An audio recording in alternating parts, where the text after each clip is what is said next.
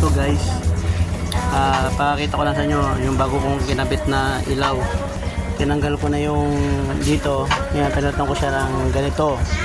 Yung bagong setup. Ginawa ko lang tong yellow kasi triple to, white tsaka yellow. Ginawa ko lang kasi yellow lang kasi meron naman akong dito LED rin. Yan, dalawa po yan. Tapos yan. Wala lang yan, kikay lang yan. Pakita ko sa inyo ang switch nito. Andito. Ayan. Dapat yan ay 3-way kasi yan. Ginawa ko lang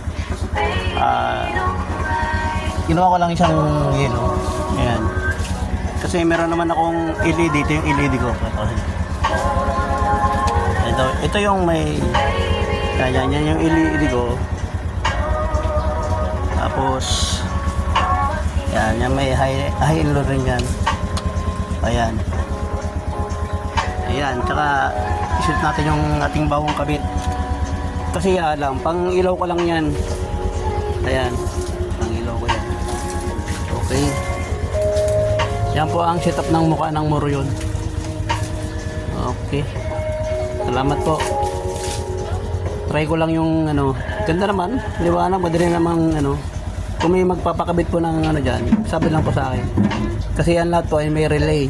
Tandaan nyo kasi automatic ang ating motor. Lahat ng mga ilalagay yung ilaw, dapat may relay.